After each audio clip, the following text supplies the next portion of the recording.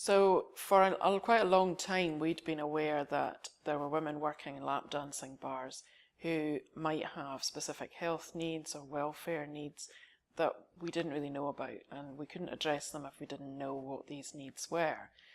It was a piece of work we really wanted to do, was look at what health needs they wanted and what we felt they needed, but there was no funding to do that. So when QNIS had these small pieces of money for funding, it was great. We could apply for that and then go out and visit the women in the lap dancing bars and try and assess what their health needs were, and as well as, you know, some of them might have been involved in the sex industry and might be aware of the services we offer at the Women's Clinic for Sex Workers, but many weren't, and we needed to make sure that these women had access to services as well. So we really didn't know who was working in the lap dancing bars and what their needs were, and so this has enabled us to actually assess that and then look at how we can address services, whether we need to change the services we've currently got or whether what we've got is fit for these ladies as well. Okay, so we had 6 months to do this project. We started and we had a month of really doing background information, finding out where the lap dancing bars were, how many of them there were, and also assessing safety for staff. That was really important as well. This piece of work was done in conjunction as a partnership between NHS Lothian and Another Way, which is part of SACRO, and we've worked alongside Another Way for many years. So one nurse and one worker from SACRO went out and did all this background work.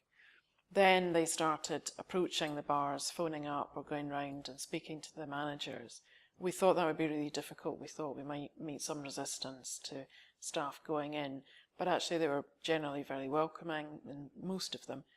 And staff got in and got access to the women and were able to start chatting to the women and seeing what, you know, where they were at, what they were doing. And then at the end we kind of summarised it all and we've written up our report. We're really pleased actually that 7 women managed to access the clinic subsequent to the visits of the staff to the bars. What's more important is informed how we now go on. It's given us information to say this is a service we need to continue, and we can look at doing things slightly differently. We've had a lot of feedback from the women, well, some very positive, but some that they would rather we approach them in a different way, so we've been able to do that. And 7 women coming to the clinic is major. These are a group that's hard to reach. Nobody's ever reached them before, so that's a really major success. And we're now looking at setting up folders and leaflets of information, not just about health, but about welfare and benefits. Many of the women are struggling with the welfare reforms and they need to know where they can get help with benefits and housing and tenancy. So we can do all that because we have other agencies work with us within health. So that's what we're now in the process of doing.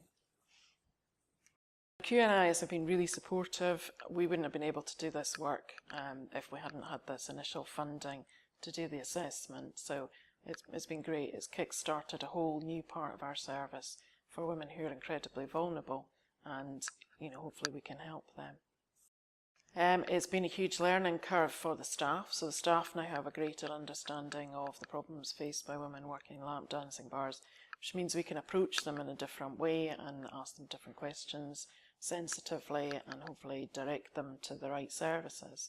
And it's meant we can modify the women's clinic so that it's more accessible for women working in lap dancing bars.